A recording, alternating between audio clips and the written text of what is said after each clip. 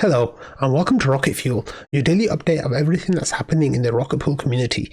My name is Wack. Today is August 5th, and today's episode is going to cover a whole lot of the bloodbath in the crypto markets and stock markets and everything happening all over the world. And we're also going to be talking about Langers with explaining some of the team's positions. We're going to be talking about some big discussions in the ETH only stuff, and we've got a big update from NodeSet as well. So let's get started with that. 10, 9, ignition sequence start, 6.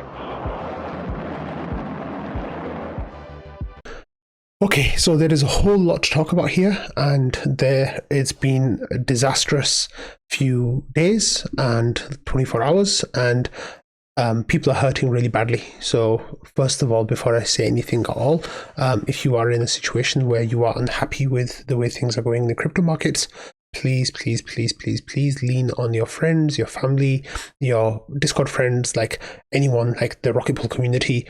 Come and talk to us about the issues that you're having. You don't have to go through anything alone. It's really hard out there right now, and we know if we can get it through. We can get through if we all do it together. So please don't think that you're alone in this situation or any situation. We can all work on this together. So I want to say that before anything else.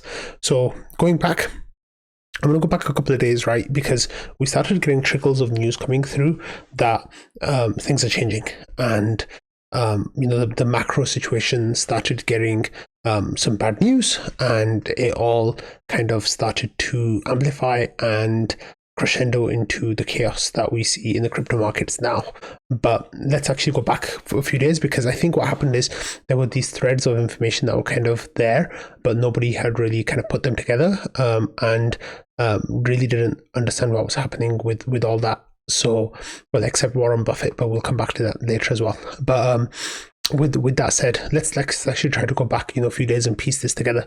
So one of the things that happened is the Japanese stock market had a bad day. Now, the Japanese interest rate was really low, negative for a really long time, and in a very unexpected move, the Japanese central bank raised the rate to 0.25%. Now, comparatively, the interest rate in the US is 5.5%, but the Japanese market had a huge sensitivity to these rate changes. And on Friday, it had one of the worst days of its market since 1987. So going back a really long time, it was bad. And then on top of that, what we also had was more bad news. So from the US, we had unemployment data, and it was forecast to be 4.1%, but it actually came through at 4.3%. Now, one of the things that happened for this is, unemployment's going up, which is a sign that we're getting closer to recession. And that's what the market was kind of positioning towards, reducing inflation, getting us back to the 2% inflation, and part of that would be to kind of change the unemployment rate. And that, while this is like bad news, it was heading towards that. One of the things that happened with this, though, is there's something called the SARM indicator that flashed because of this. And what that means is that, over the last 12 months, the moving average of the unemployment rate, this new unemployment rate is 0.5% higher than that. Therefore, we are now flashing the indication of a recession, and this normally means that, recession is coming. So that was another piece of information that we were starting to see. Some of the stock market, earnings that had come through last week were not looking good. One of them, of course, being Intel. They're firing 15 to 20,000 people. Their stock market took a 29% dip, and this is actually the lowest. Since then, it's crashed more now, and it's now down to, I think, 1997 levels, which is absolutely astonishing when you think that they've had 25 plus years of growth just wiped out in the week. So that that was another one of those things that people were kind of looking at. Here, they say this is completely normal. It's not completely normal, of course. And then over the weekend as well, this was on Friday, the $2.9 trillion was wiped from the stock markets, and there was idea of global recession that was potentially happening. And then this was on Friday, the worst day of trading since the COVID crash. Now, that kind of set this frame for over the weekend. And here Zero Hedge said that on Monday the punishment was going to continue, and it looks like the Bank of Japan basically is the place where it was going to ripple out from, and they got a 3-day drop that was going to be 13% basically, which is huge. Here we had the recession news, the SARM rule here, what I was explaining to you guys earlier. Tyler Durden with Zero Hedge here shared the information about how the SARM rule works and how it's triggered, and how the recession indicators are hitting now.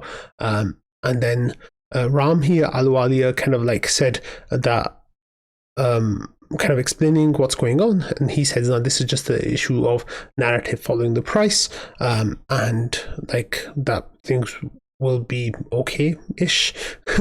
And then some of the big news that came in on Friday as well, which was that Warren Buffett's company Berkshire Hathaway sold a whole lot of their Apple stock, 50% of their position, and that was then again one of those other points, right? Where you could see that the indicators were all kind of flashing really, really loudly.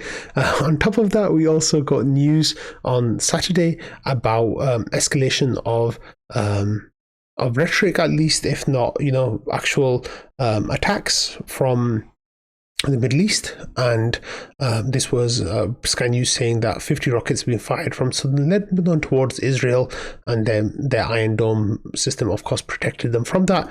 But all of these things together meant that when the Japanese stock market opened on Monday, it was really bad, and they got their circuit breakers triggered. And so this was last night in US time, and then everything is breaking. They got it triggered again, and this was for the bonds as well. So their stock market was performing badly, their bonds was performing badly.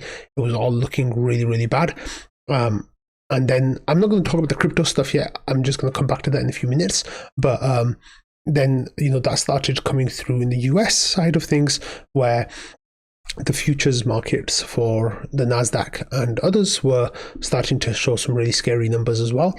And then the Japanese market was opened really badly, 6.5% instead of that 5% that people were thinking. So absolute chaos in Japan. The stocks are on track for their biggest decline in more than 8 years, after already suffering their biggest decline in 8 years on Friday. So those days back to back are just horrible days back to back for Japan. And then here Mario says that the Japan faces economic crisis as yen carry trade collapse looms. So the carry trade was that people would borrow money in Japan because the interest rates were near zero. They would then take this money to the US and other countries and invest in those countries.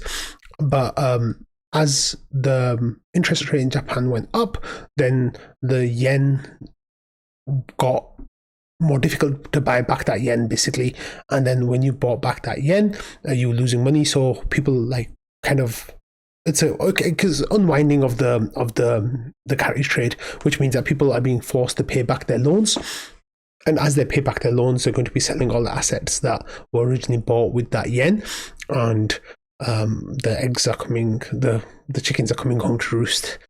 So this is really bad. Here Mario saying, Japan's economy faces crisis due to the potential collapse of its $20 trillion yen carry trade amid rising inflation. Bank of Japan is caught between tightening monetary policies, risking a collapse of the carry trade, or maintaining low rate, which threatens financial stability. This situation affects wealth distribution, impacting older, wealthier citizens if policies tighten, and younger households if rates remain low. The Bank of Japan's decision will shape Japan's economic future, risking financial instability and yen devaluation. And then here, this was the worst 2-day drop in Japan's history, and that was on Monday in Japan time. And then here, Iran basically saying that, we are going to escalate with Israel, and we're going to go ahead with this. Now, of course, this is news coming out from on Twitter. Like, you don't know, there might be conflicting news that comes out about Iran saying they don't want war, but the fact is there's definitely some posture going on, which means the risk of war is higher. And then here Jonathan kind of explains the yen carry trade. He says it seems unintuitive that a small 25 basis point interest rate hike in Japan would spike all risk assets, including tonight's ETH candle. But you need to understand the way the carry trade works. It's leveraged unwinding. That's what I was trying to say earlier. So yeah, it's like it's that basically that's a big part of it, is that this is the carry trade unwinding. But definitely go and give this thread a read from Jonathan if you're interested in some more information about that. Also, last night we had an article out from Arthur Hayes about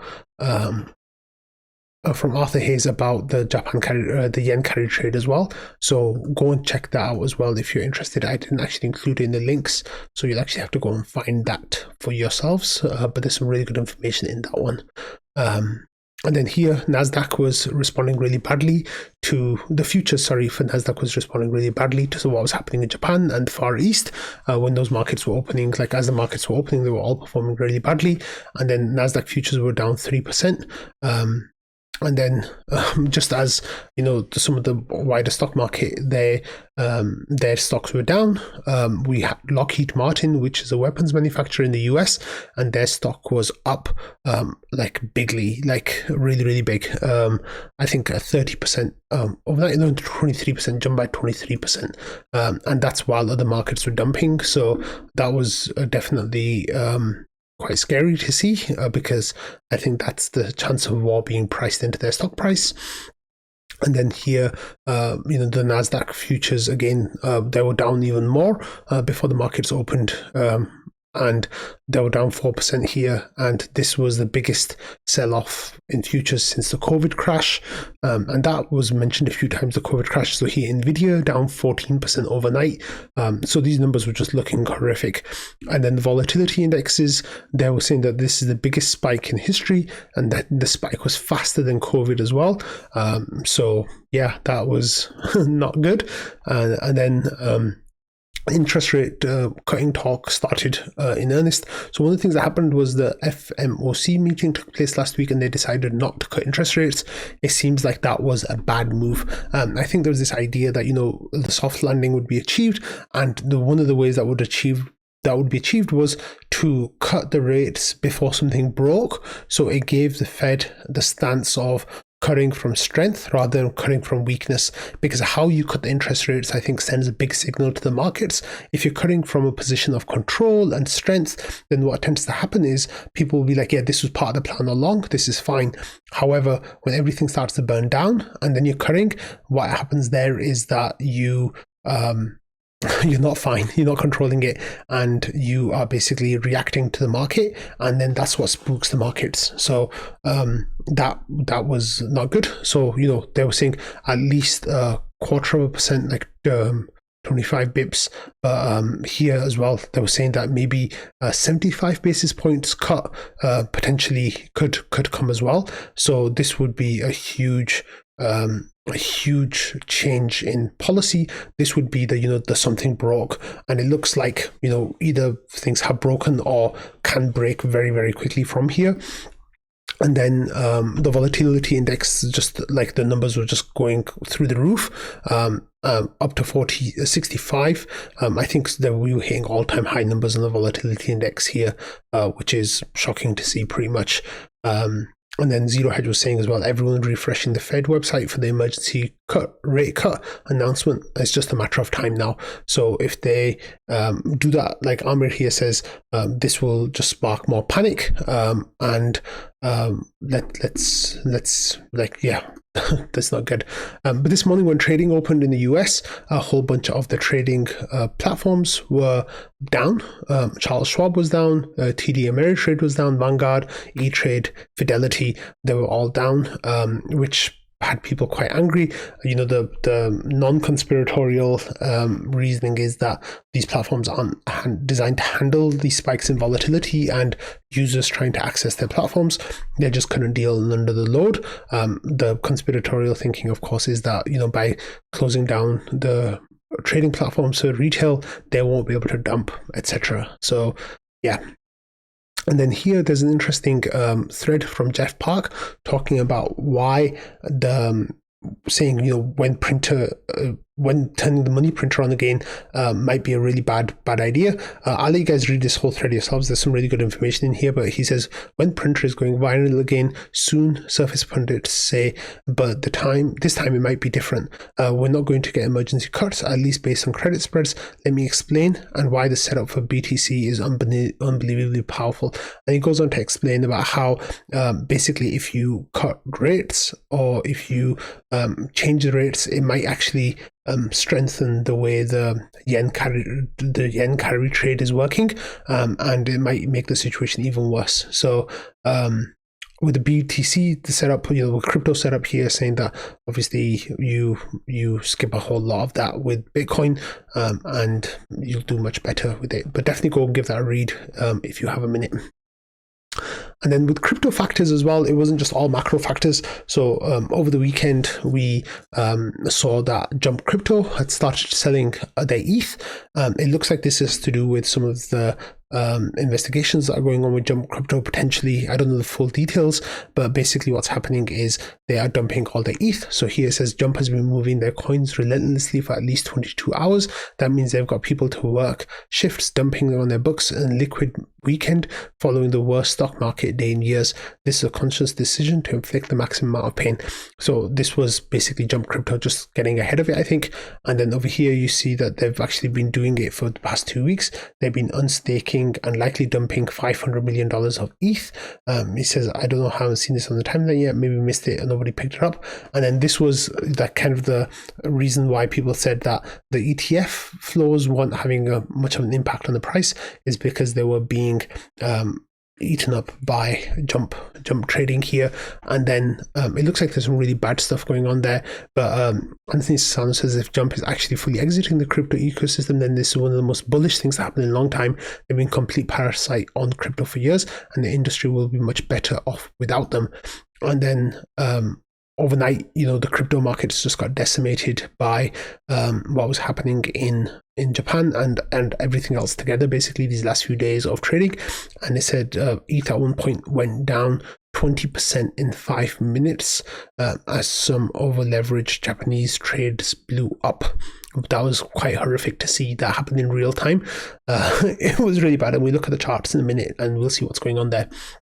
But here, this morning, you know, as the markets opened, then the ETFs, the BTC ETF had $1.55 billion of trading in the first hour.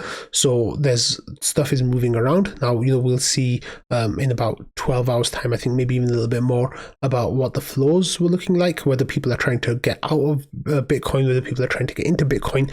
But there's a whole lot going on there. And then if we go to the Discord, here you can see that a whole lot of crypto projects lost a lot of money in the last 24 hours. A lot of these are meme coins like PopCat, and then Cat in the Dog's World, Mogcoin, and yeah, those like lost more than 30%. A few of these are more like reputable companies. There's Lido lost 30%, Avail lost 30%, Ordinals lost 30%, Pendle lost 32%, sorry. So there was some really, really like brutal price action things going on the crypto side as well. And then liquidations just went through the roof over the last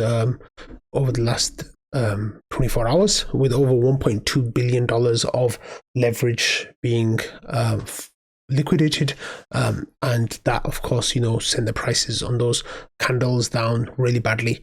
Now let's have a look on the ETH. So we'll start with the ETH chart, and then we'll look at BTC and RPL as well. But if we actually go into the longer time frame, so the longer time frame shows that ETH was kind of chilling out around 3,400 or so, and then it had some price movements down a couple of weeks ago, last week, and then it was still hovering around 3,400 again.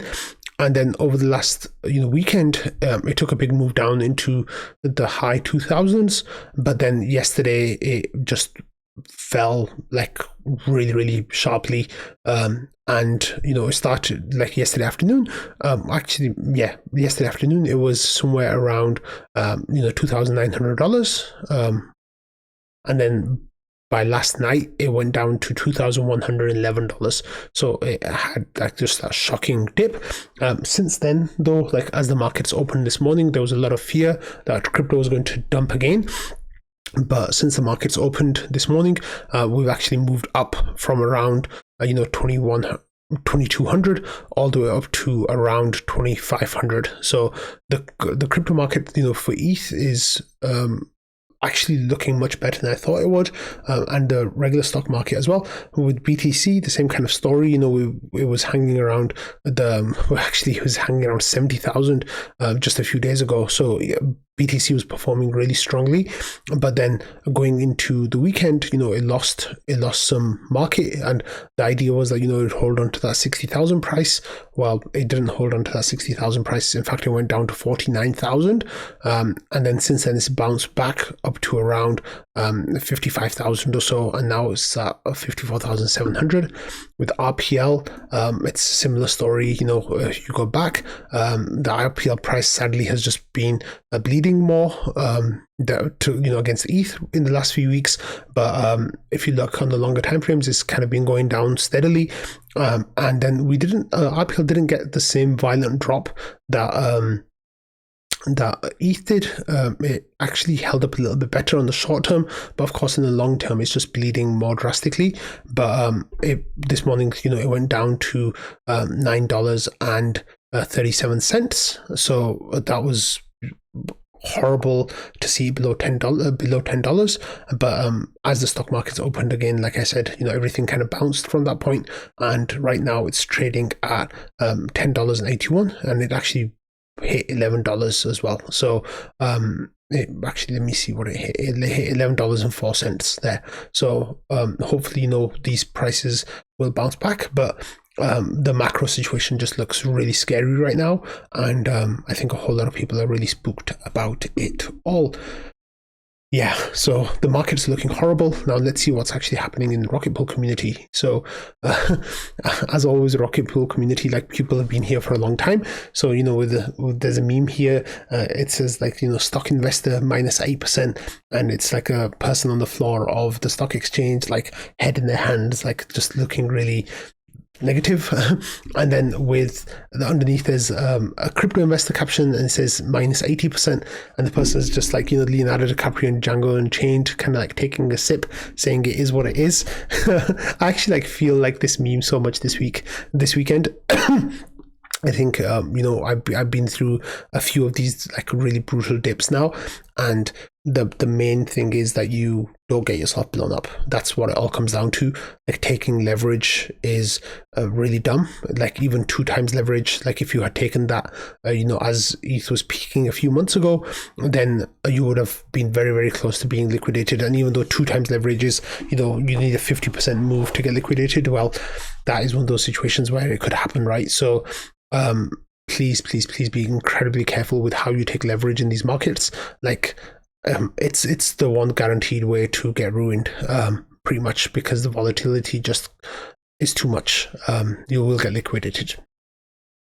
And as always in the Rocket Pool community, you can't have a monumental day like this without there being a PWAP. So Schifrin made a PWAP. It's an astronaut with a gun fighting off a grizzly bear, and it says RPL bear market under $10.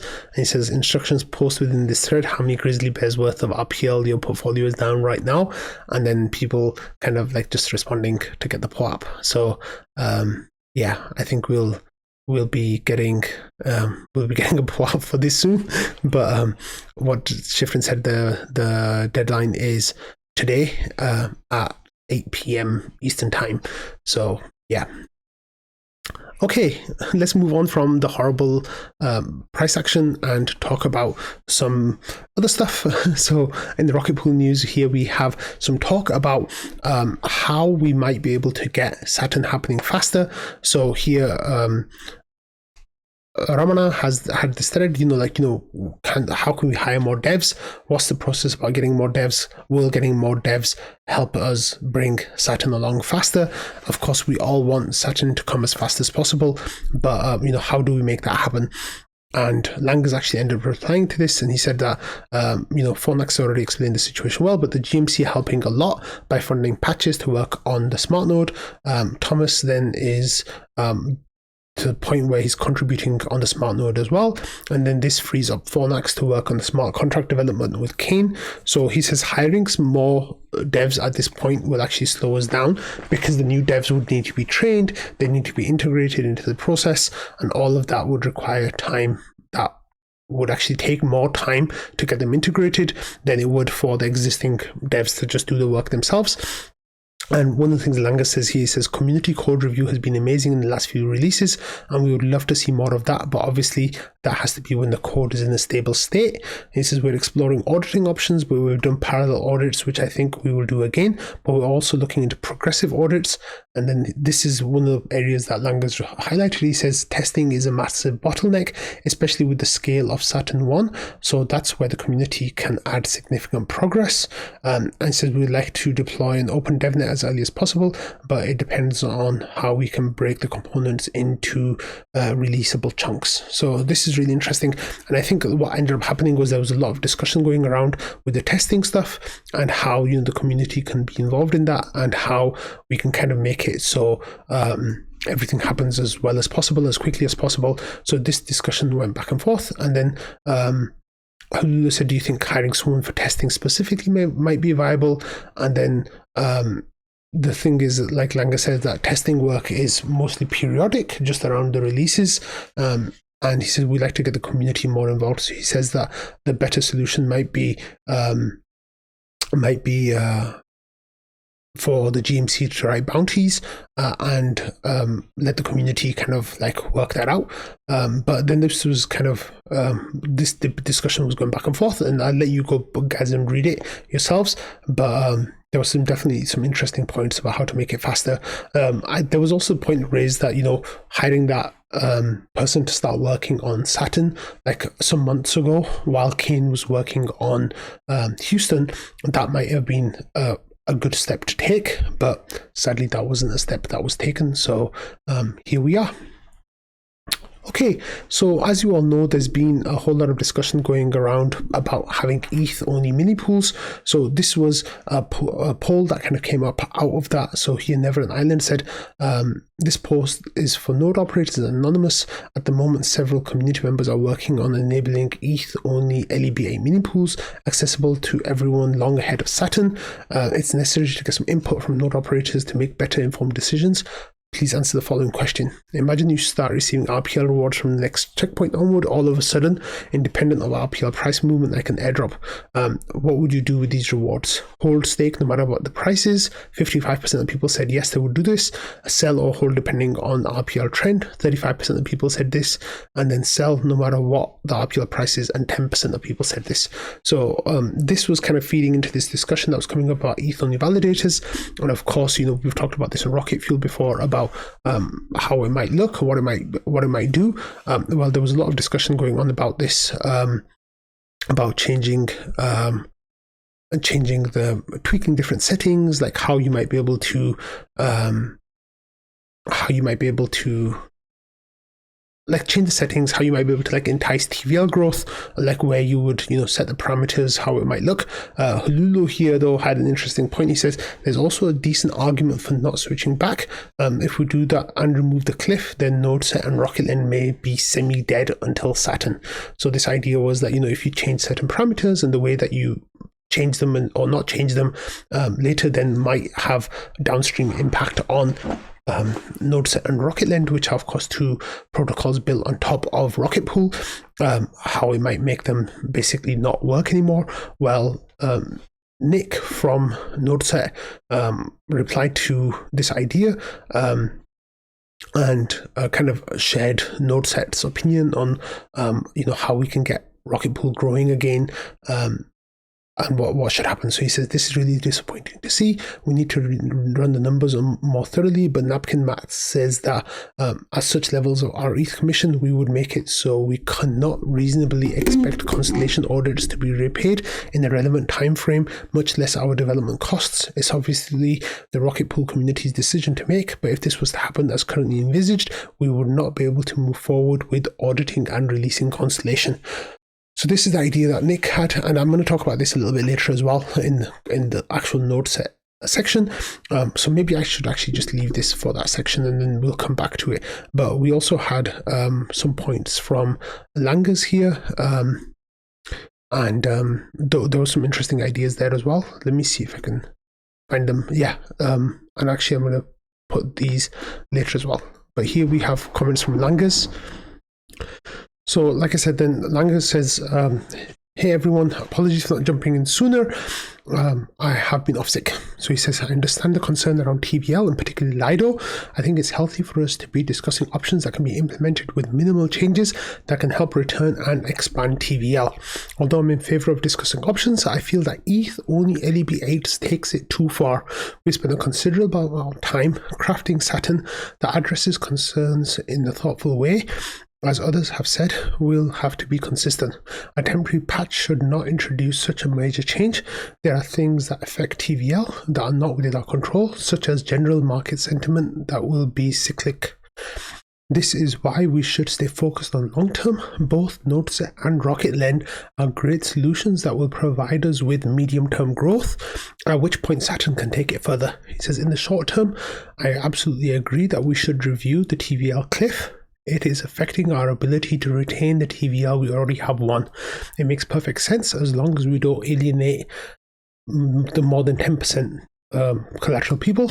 I think the idea of a degraded curve for less than 10% makes sense. That's the kind of thing that I was arguing in the beginning of the vote below 10% as well. I remember Patches and I came up with like a curve that we would get for power from 0 to 10. And basically the closer you are to 10, the more that you'd get, but it would still be less than like a linear thing. It'd be kind of like a exponential kind of going into that, and then the other stuff that happens after that. Like, I don't remember all the like technical math terms for it, but those were just some ideas I had as well. So it looks like, we're getting some team feedback now of what the kind of stuff we can do to tweak the protocol in order to get it growing before Saturn, potentially, up to a year away maybe. So it looks like there's a few options here, and it makes sense that this discussion is happening, which is really, really cool. Okay, Hodja made a new wall chart, and he put together some information from a bunch of different exchanges and places, and he has gotten all that information. So here's what he explains. He says that he got information from centralized exchanges including Binance, Coinbase, Deepcoin, Gate.io, OKX, BitGet, MEXC, Bybit, and Crypto.com. Then he did decentralized exchanges. So he got volume information from Uniswap version 3 and also from Balancer version 2. So he actually, instead of just having Uniswap version 3 like the old wall function did, he actually gets information from like 10 different places, which is actually really, really cool to see. So this was from a few days ago, from Friday, which is where the first version of this chart was from. And you could see at the time the price of RPL was around $13 or $14 pretty much. And you could see that on the buy side, most of the liquidity was from Balancer, with a little bit on Binance, and most of it being on other centralized exchanges, with almost nothing on Uniswap. Now on the on the sell side, there's a lot more liquidity. So if anyone wants to buy like a big buy, then the market would be able to absorb that. In fact, a 2,200 ETH buy would take the price to $60. So you could see that Uniswap really starts to get liquidity at those higher levels, and then with Balancer, there's liquidity pretty much both ways. So it's like a full spread liquidity, and Binance as well has growing liquidity as the prices get up as well. So that was a really, really cool chart from Hodja. So thank you for that, Hodja. So then we got this question from Halullo saying, do you mind giving me the queries you're using?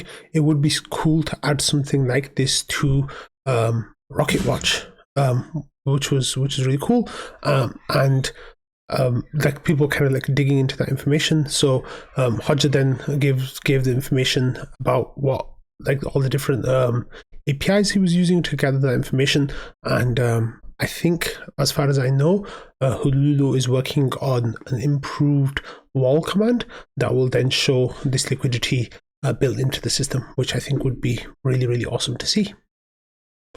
And then during yesterday's crash, the chart was updated, and you can see the price has moved down to around $10. And he says that the y-axis scaling had been updated, and that was because as the price moved down, more of the liquidity went onto the buy side. So that's onto the sell side. So that chart now shows there's up to 2,800 ETH of liquidity to get us to $60 now. Well, before it was 2,200. Okay, we have a client update, and today's client update is from Bisu, and Bisu are saying they have version 24.7.1 available. And this release includes substantial and experimental improvements for mainnet and private networks, and many fixes as usual, but they're saying it's a big one. So it says they're shipping parallel execution. This is a big one with big implications going forward for Bisu. The short story is we're beginning to parallelize execution in the Ethereum virtual machine and block processing. And the long story then you can find on their post about it, and then they've got more highlights here as well. So definitely give this a read if you're a Bisu user, and look forward to those really cool changes coming to Bisu. Okay, going back to the Discord, we have some information from NodeSet now. This is from the NodeSet Discord, and Nick says that the NodeSet team is excited to announce that we'll be beginning our first independent spot audit of Constellation next week. That's meaning this week, because this was released on Friday. And he says while this is happening, we're adding even more intense tests to truly put the system through its paces. Near the end of next week, we'll make a go, no-go decision on code freeze, and our first large-scale audit currently scheduled for mid-August. So that's within 10 days, or 15 days, within 15 days. It says, in addition to the independent spot auditor next week, we're pleased to work with both ChainSafe and Sigma Prime for the audits of Constellation.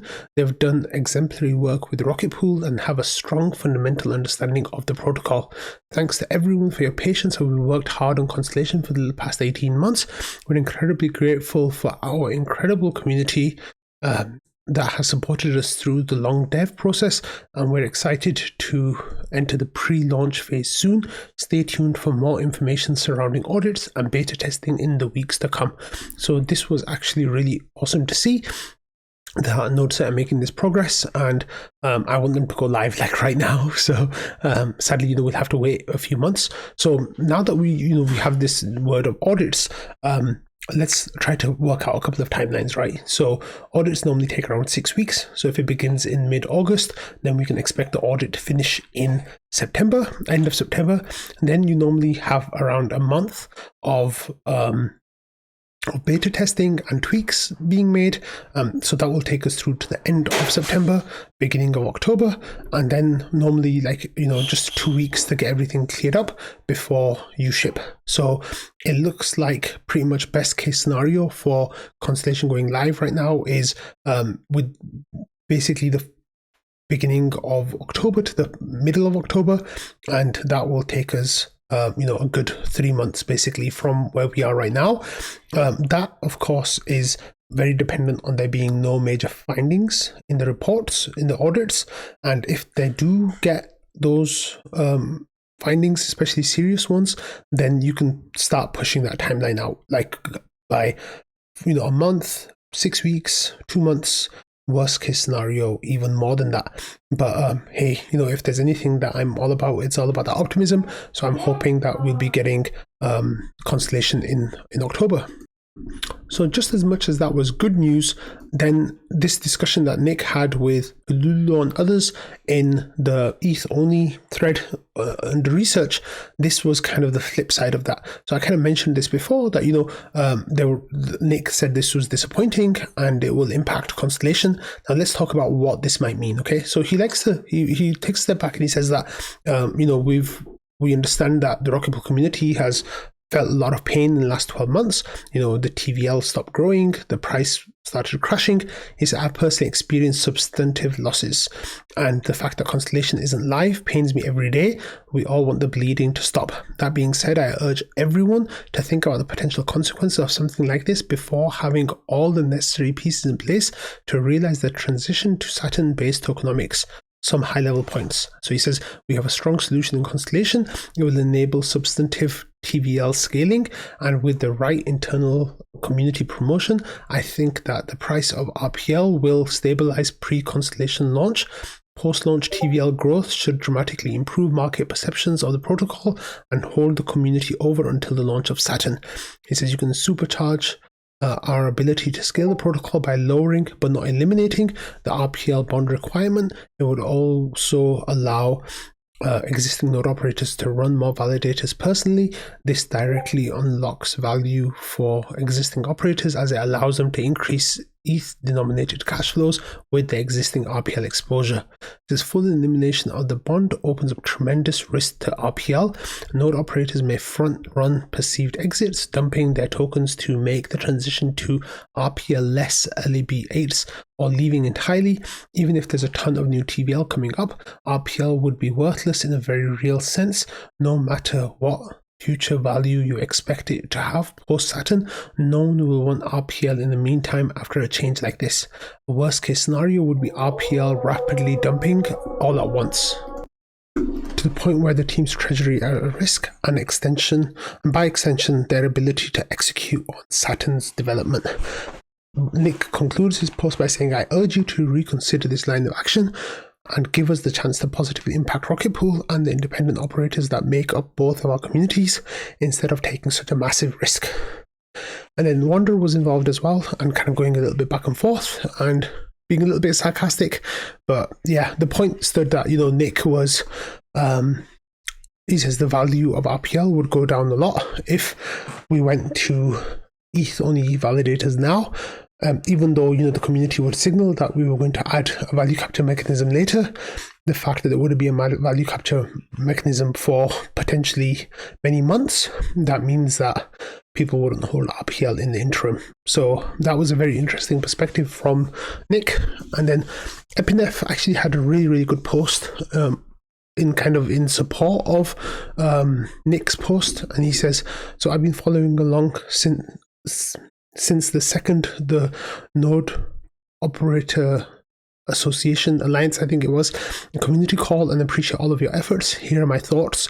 He says, note that my numbers don't correspond to yours. So he says, the protocol should not be entirely reliant on third party for scaling. NodeSet is a solution that we've been waiting for years. I know it feels like mainnet is just around the corner, but before audits, and before we know the interest in XRETH is still very speculative. The hemorrhaging of node operators and demand damage to the brand is extremely concerning, much more than the RPL price. If we have in-protocol options, they should be considered. He says, I don't think some of these ETH-only proposals are as concerning for the Constellation model as they appear at first glance, just like the Saturn changes. He says, NodeSet doesn't really compete for node operators, just for RETH, with node operators if Q exits. For example, if 5% commission node operator RPL mini pools were greenlighted temporarily, if 5% commission no RPL mini pools were greenlighted temporarily, is likely will be most attractive to existing Rocket Pool node operators who have the existing infrastructure. 15% additional boost is not a lot to attract solo stakers. Node operators who are above 10% have a disincentive to change, and those below 10% have reason to churn enough mini pools to get them back above 10%. The 5% commission will lower commission for all our ETH holders. Emptying the deposit pool will lower the effective APR for all our ETH holders and remove the premium. Removing the premium will once again open up meaningful centralized exchange and decentralized exchange buys. It says, yes, it may take a lot of our ETH supply, but we'll give some of that back in induced demand. Okay, so my camera just died, so sorry if you can't see my face anymore, but yeah, let's just carry on because I don't have much left. Here, Epinef goes on to say that the 9% decreased commission is about what we anticipate is needed to make up for the RPL share. So even if this is perceived as hurting RPL value, which I frankly think it doesn't, it's giving it to our ETH holders, so that value stays within the protocol. Eventually, by growing TVL, RPL will get that value back with Saturn. And then he goes on to say there is definite harm every time we try to change the rules. Investors hate losing money, but uncertainty may be worse. So rule changes need to be very clearly defined, goals and benefits. I get the feeling that the contributors don't even agree with what the problem they're trying to solve is. And Epinef goes on to say Saturn is the result of almost a year of brainstorming, community mobilization, research, intense scrutiny, etc. The idea on this thread do not meet the threshold by a long shot. There's no single proposal as of yet. There is no consensus among many ideas. Then he goes on to say NodeSet, Constellation, and Rocket Lend are honestly better options because they scale while giving additional utility to RPL, but they are riskier both from a smart contract basis and because wasted time is revenue. Node operators are lost forever. He says, looking at the totality, to me, it makes most sense to wait on Constellation and Rocket Lend while continuing this conversation on what the protocol should do if neither of those Legos generate the kind of growth that is hoped for, and to set a time frame for that when we expect the growth to become apparent so that we don't have the same issues as the footnote on minimum collateral for LEB8s that never got reconsidered. Now, I think this is a really, really great post, and I really agree with Epinef's sentiments. I think that, I was still umming and ahhing and trying to think about what the best way forward might be.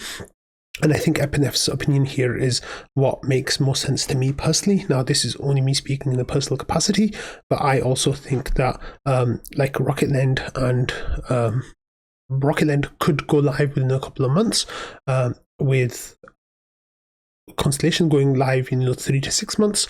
That gives each of those potentially 6 to 9 months to work with before Saturn goes live.